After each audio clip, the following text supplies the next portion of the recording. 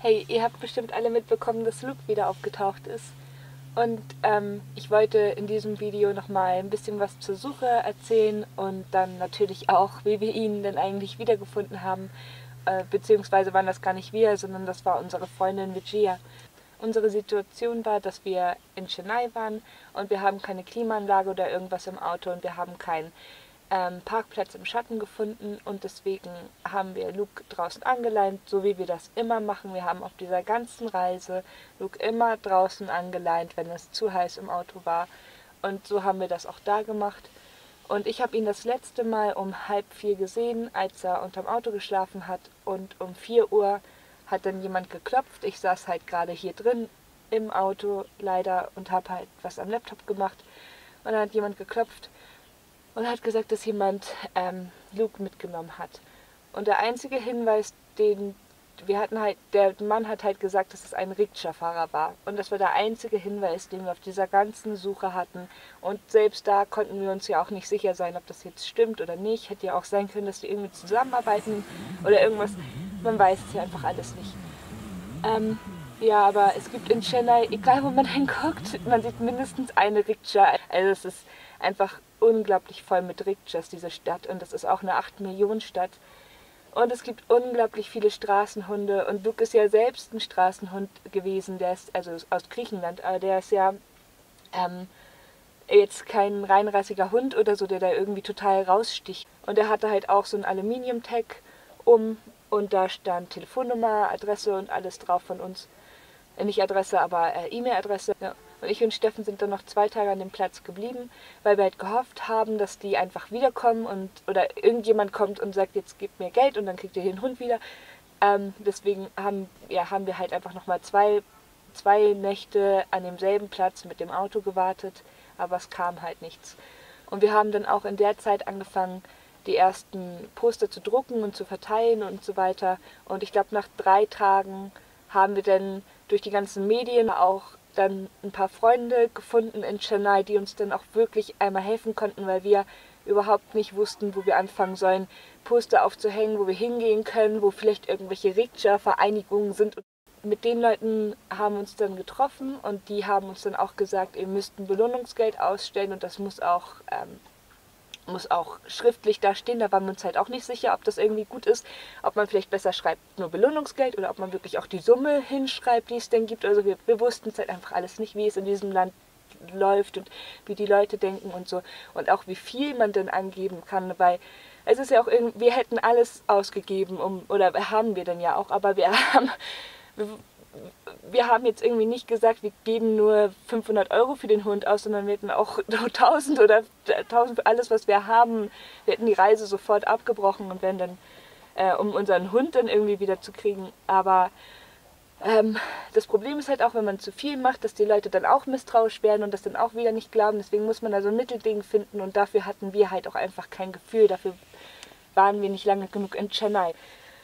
Und dann haben die gesagt, 30.000 ist ist noch nicht zu viel und ist so viel, aber auch, dass die Leute gucken und dass sie vielleicht auch mal irgendwo hinfahren und gucken, ob der Hund da sein könnte. Und das war genau das, was wir wollten. Dann haben wir halt angefangen, überall Poster zu verteilen. Na, alles okay? Sind dann auch zu den ersten illegalen Breedern gefahren und haben da geguckt, ob Luke da sein könnte zuerst, und als er nicht da war, also da hatten wir dann auch immer jemanden dabei, also einen Inder dabei, weil wenn wir da reingehen, dann hätte das halt irgendwie alles immer nicht geklappt. Deswegen haben wir dann da immer jemanden dabei gehabt, der quasi für uns dahin gegangen ist und geguckt hat, ob Luke da ist oder irgendwie ein schwarz aussehender Labrador-Mix. Und wenn das nicht so war, dann haben wir denen einen Flyer gegeben. So ist dann die erste Woche super schnell vergangen. Und wir mussten dann aber nach 10 Tagen, genau, Luke wurde am 8. Juli geklaut, und wir mussten das Land dann verlassen, weil unser Visa ausgelaufen ist. Man kann halt das indische Visum nicht in Indien verlängern, sondern man muss das Land einmal verlassen, dann kriegt man ein neues Visum und dann kannst du wieder nach Indien einreisen. Also sind wir dann nach Sri Lanka geflogen. Das war auch ursprünglich unser Plan, eigentlich mit Auto und allem, aber das haben wir dann noch alles abgeblasen sofort. Wollten wir dann auch einfach nicht mehr.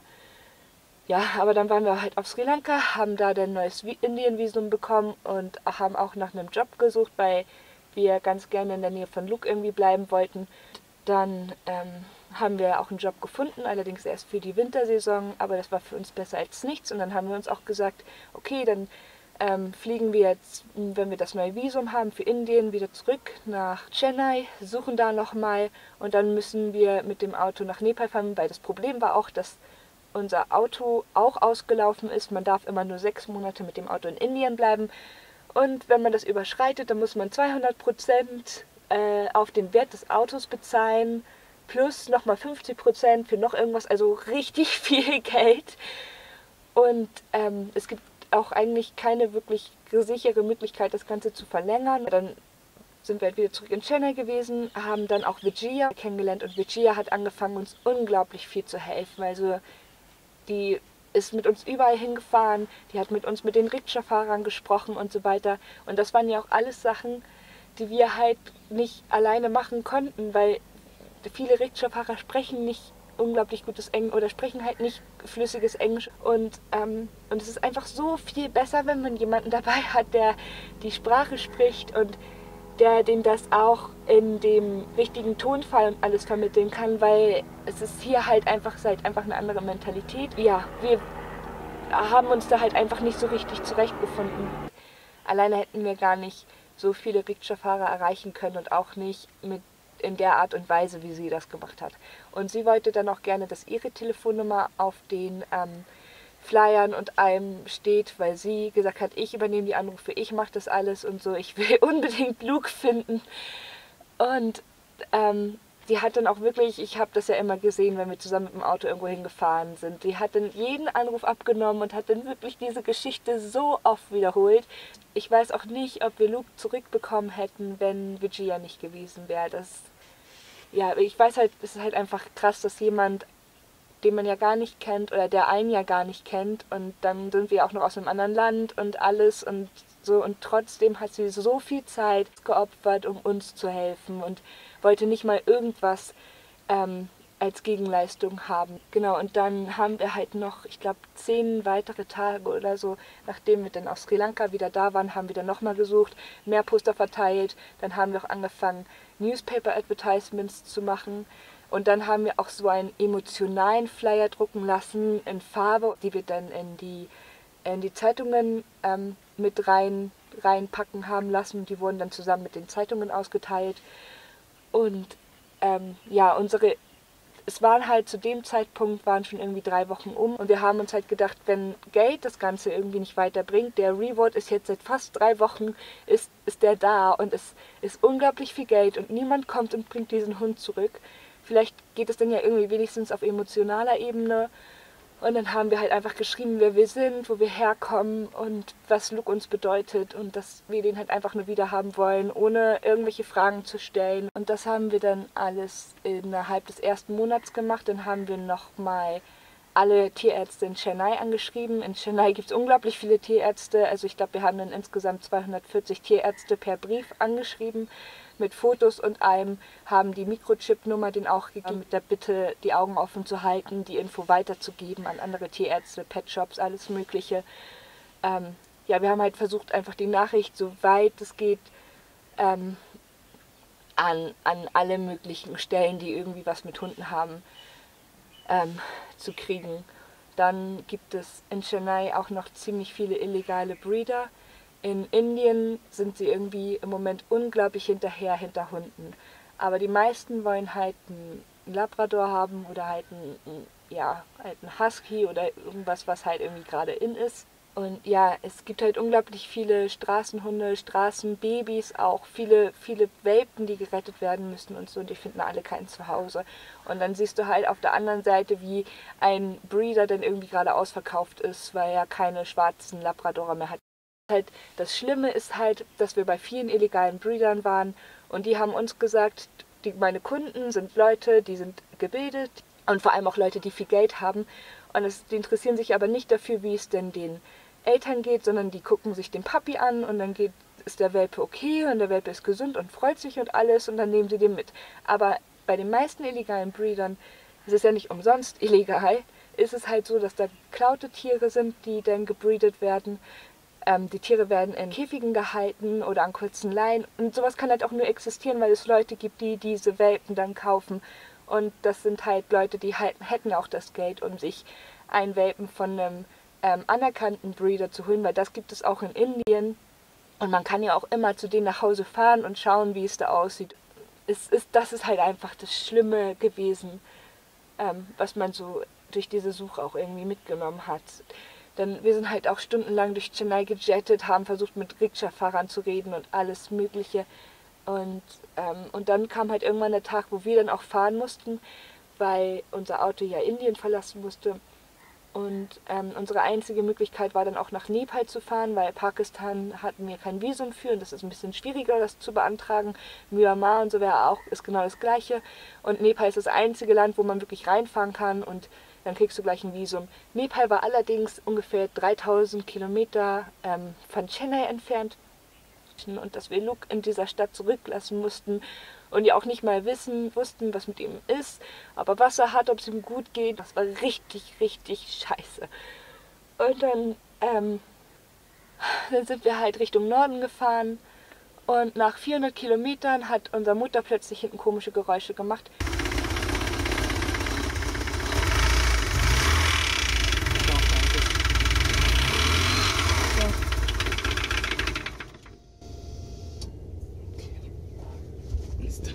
Und wir hatten schon extra ein bisschen mehr Zeit eingeplant für diese Reise nach Nepal, weil man weiß nie, was unterwegs ist. 3000 Kilometer, gerade auf indischen Straßen, ist eine ganze Menge. Und dann hat Steffen den auseinandergenommen und dann haben wir halt auch gesehen, dass der Kolben da kaputt war. Also das halt irgendwie so ein Messingding vom Ventil abgebrochen und das hat dann den Kolben kaputt gemacht. Und später haben wir dann auch noch gesehen, dass das Ventil irgendwie offen gehalten wurde von irgendwas und dass dann sogar ein bisschen Messingsplitter in den Luftverteiler gekommen sind und sogar ein bisschen noch in den anderen Kolben rein. Aber der ist nicht wirklich kaputt, der fährt auch immer noch, aber dieser andere Kolben, der war komplett hinüber. Und dann saßen wir da in Indien, wo es keine T3-Ersatzteile gibt und alles hatten Zeitdruck und das war halt irgendwie alles ziemlich schlimm, aber es war halt im Gegensatz zu dem, was mit Luke war, halt nicht so dramatisch. War halt irgendwie nicht so schlimm, wie es normalerweise gewesen wäre. Aber wir hatten ja trotzdem Zeitdruck. Ansonsten wäre es uns wahrscheinlich auch egal gewesen, aber ja, so mussten wir halt irgendwie zusehen, dass wir da jetzt schnell auch irgendwie Entscheidungen treffen und irgendwas regeln. Und dann hatten wir halt die Wahl, entweder Auto zurück nach Chennai schleppen zu lassen, Auto im Container nach Deutschland und ab dieser Reise abbrechen und nach Hause und alles fertig. Weil wir zu dem Zeitpunkt auch wir waren einfach so durch. Die andere Möglichkeit war, Auto nach Hyderabad schleppen lassen, da dann versuchen, eine Verlängerung zu bekommen fürs Auto, weil wir hatten dann gehört, dass das wohl möglich ist, wenn man einen Grund hat und alles, aber es wird auch nicht immer gegeben und es ist auch nicht sicher gewesen. Und wenn sie uns die Verlängerung nicht gegeben hätten, dann hätten wir halt das Auto nach Nepal schleppen müssen. Genau, was aber auch unglaublich viel Geld kostet und alles, aber im Vergleich zu der Strafe, die man sonst zahlt, ist es halt nicht sehr viel, aber naja. Und ja, und dann hatten wir Zeit, um darüber zu schlafen, weil wir uns dann ja auch schnell entscheiden mussten.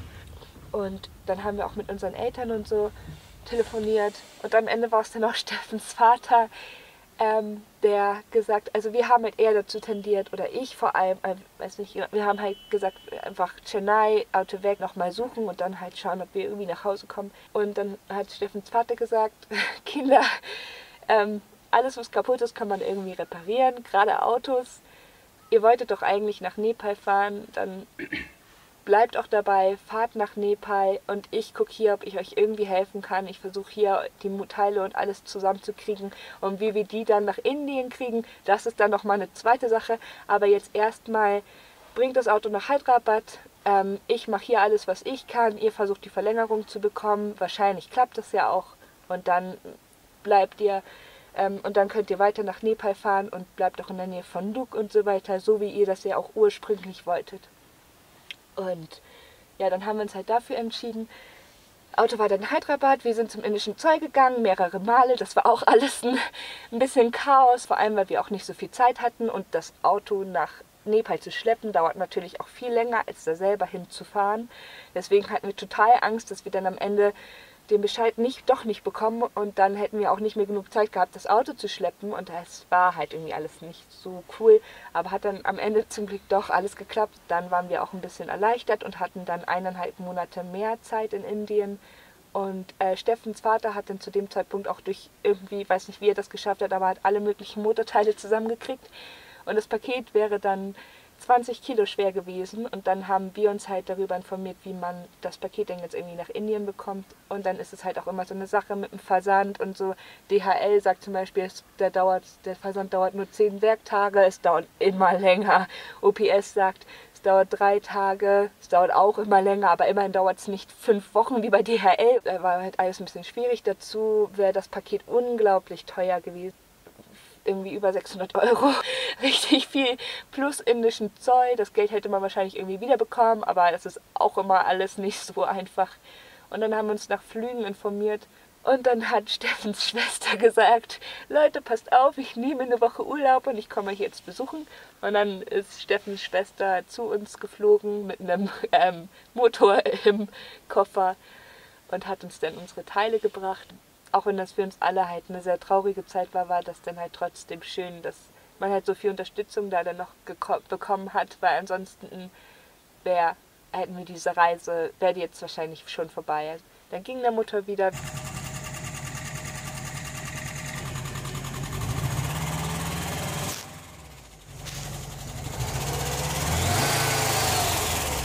das so? Das ist ein Raucher.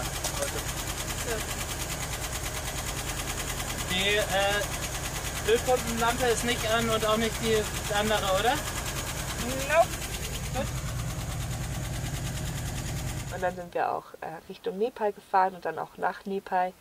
Alles, was ich halt machen konnte von so weit weg von Chennai, war halt bei Social Media das Ganze aktiv halten. Und dann habe ich halt gedacht, ich will halt, dass die Leute darüber reden und ich will, dass sie die Info weitergeben und habe dann halt Texte in Englisch verfasst und habe die übersetzen lassen und habe das dann auch an 1200 Breeder in Südindien geschickt.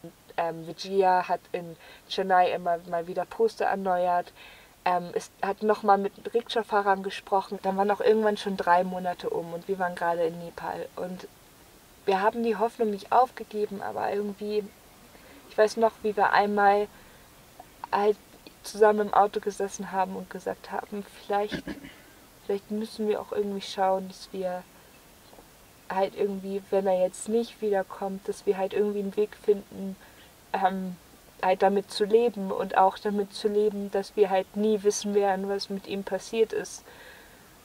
Und das war halt unglaublich schwierig. Aber wir konnten halt einfach noch nicht richtig aufgeben. Also und dann nach das ist süß.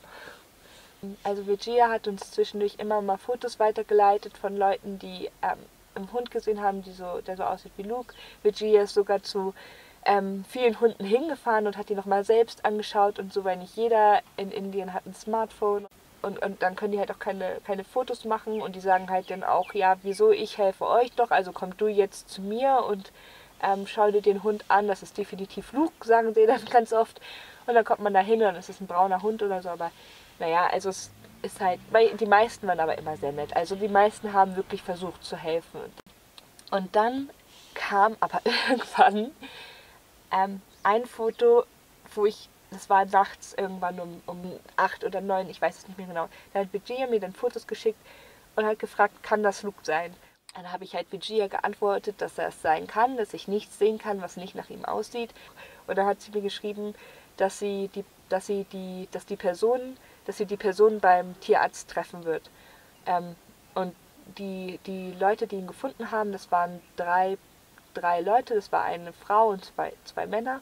Die sind dann in der Rikscha zum Tierarzt gefahren und eigentlich wollten die sich eine Stunde später, nachdem sie das Foto geschickt haben und angerufen haben, wollten die sich eine Stunde später treffen, aber die sind dann irgendwie 2 Stunden später oder so beim Tierarzt aufgetaucht und wir waren total unter Strom. Und die haben halt auch angerufen und haben gesagt, wir haben hier einen Hund, der sieht so aus wie Luke. Und ja, aber es war halt noch nie so, dass jemand uns irgendwie entgegengekommen ist. Also es war immer so, dass man hinfahren musste und sich den Hund angucken musste und so. Und es war noch nie so, dass jemand zu uns gekommen ist und sich wirklich so sicher war, dass das Luke ist. Ja, aber dann sind die halt gekommen und dann haben die wohl, waren alle irgendwie auch total aufgeregt. Also Virginia sowieso und wir auch, aber wir waren ja nicht wirklich da. Und dann haben sie da den Mikrochip-Scanner gehabt und so weiter und dann hat noch die Hand total gezittert und dann konnten sie die Nummer nicht richtig lesen und dann waren die bei alle total aufgeregt und dann haben sie aber am Ende, hat die Nummer gestimmt, das war dann die gleiche Nummer wie, ja, das war dann halt Lukes Mikrochip und alles sah ja auch nach Luke aus und da meinte Virginia nur, rein mit den Hund, rein. Ich will nicht, dass da jetzt irgendwie noch mal irgendwas passiert und so schließt den ein und so verriegelt den Hund, damit da nichts weiter passiert. Und es ging halt einfach dann alles super schnell. Und dann hat sie mir halt auch geschrieben, Janine, er ist es. Und ich konnte es halt einfach überhaupt nicht glauben. Ich war so aufgelöst, ich habe nur noch geheult und ich habe Steffen das Handy gehalten und habe die ganze Zeit, ich konnte halt überhaupt nicht reden. Und Steffen hat dann das Handy genommen, hat das alles sich durchgelesen und meinte dann, ja, aber Janine, was ist, wenn sie Luke vielleicht einen Mikrochip gegeben, oder was ist, wenn sie dem Hund vielleicht einfach einen Mikrochip gegeben haben und der hat jetzt die gleiche Nummer wie die von Luke und so. Also, er konnte es halt einfach nicht glauben, dass wir Luke nach so langer Zeit wiedergefunden haben. Und das war auch was ich nicht wirklich glauben konnte, aber dadurch, durch die Fotos und durch die Mikrochip-Nummer und so, war es halt, hätte es halt auch nicht anders sein können. Aber es war für uns beide halt einfach ein Wunder. Das hätten wir nicht gedacht. Genau, und diese 3 Personen, die Luke wiedergebracht haben, die wollten dann auch den Reward von 30.000 haben. Wir hatten den zwischendurch auch nochmal erhöht, allerdings nur bei Social Media.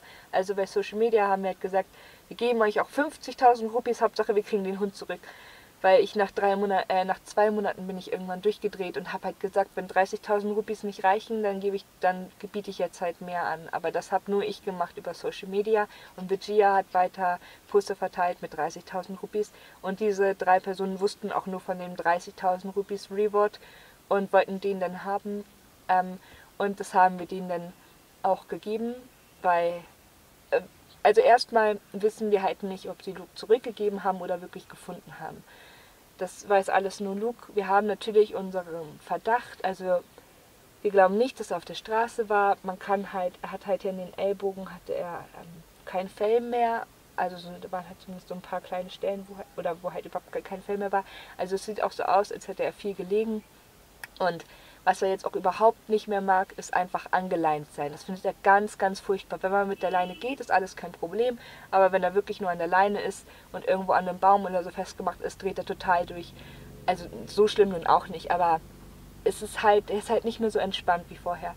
Also wir denken halt, dass er irgendwo an der Leine gehalten wurde, in irgendeinem Hinterhof oder irgendwas. Und ja, er hat Essen und alles bekommen. Also er hat...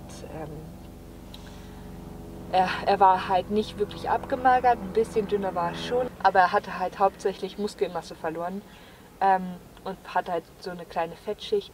Und genau, dann hat er noch Scabies gehabt, also Krätze, und deswegen hat er dann auch so große fellfreie Flecken gehabt und das hat ihm auch gejuckt.